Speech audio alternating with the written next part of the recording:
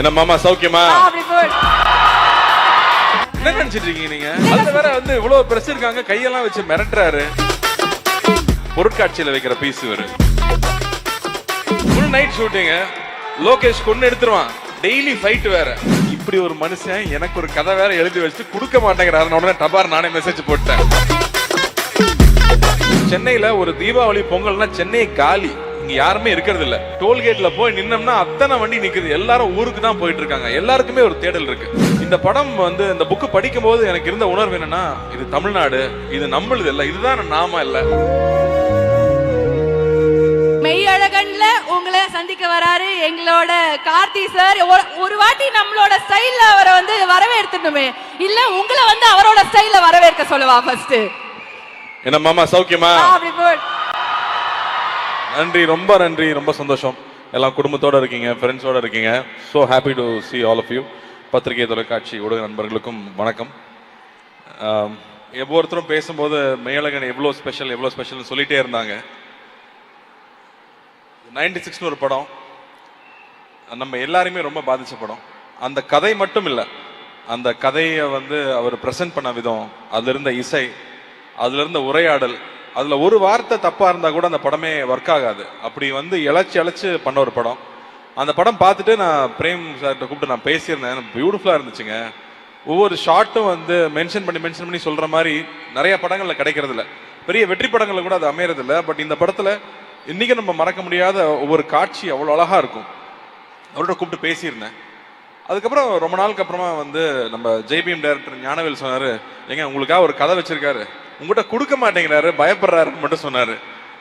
இப்படி ஒரு மனுஷன் எனக்கு ஒரு கதை வேற எழுதி வச்சுட்டு கொடுக்க மாட்டேங்கிறாரு. உடனே டபார் நானே மெசேஜ் போட்டேன். வேற யாருக்கும் போயிடக்கூடாது, நமக்கு வரணுங்கிறதுக்காக. ஸோ அவருக்கு மெசேஜ் பண்ணி சொன்னேன், நம்ம மீட் பண்ணலாமா, எனக்கு இந்த கதை ரெடியாக இருந்தால் கொடுங்கன்னு சொன்னேன். அவர் வந்துட்டு ஒரு புக்கு கொண்டு வந்தாரு. இந்த புக்கை மட்டும் நீங்க படிச்சிருங்க அப்படின்னு சொன்னாரு. சரிங்க அண்ணா. இப்போ நடுவில் நீங்க வேற எதுவும் படம் பண்ணலையா அண்ணா? 96 முடிச்சுட்டு 6 வருஷம் படம் பண்ணலைங்க இந்த மனுஷன். எப்படி இவங்க ஃப்ரெண்ட்ஸ் விட்டு வச்சாங்கன்னு தெரியல. வேற இல்ல ப்ரொடியூசர்ஸ் தான் எப்படி விட்டு வச்சாங்கன்னு தெரியல. பட் அதுதான் பிரேம். ஒரு பணம் புகழ் பின்னாடி ஓடுற ஆள் இல்லை. அந்த ஆர்ட்டுக்காகவும் அந்த எழுத்துக்காகவும் மட்டுமே இருக்கிற ஒரு அபூர்வ சில மனிதர்கள் இருப்பாங்களே, அந்த மாதிரி பொருட்காட்சியில வைக்கிற பீஸ் வேறு.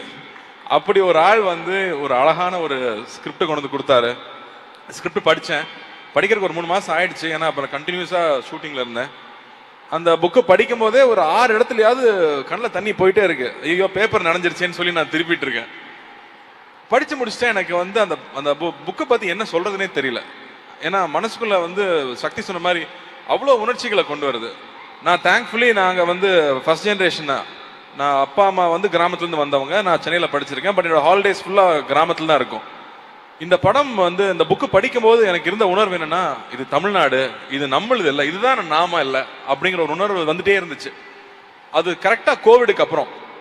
அதுங்க இந்த படம் கூட இந்த புக்கு கூட கோவிட்ல எழுதின புக்குன்னு தான் நினைக்கிறேன்.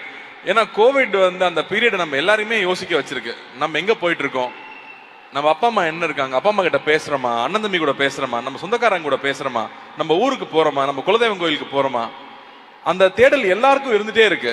நான் இப்போ வந்து சென்னையில ஒரு தீபாவளி பொங்கல்னா சென்னை காலி. இங்க யாருமே இருக்கிறது இல்ல.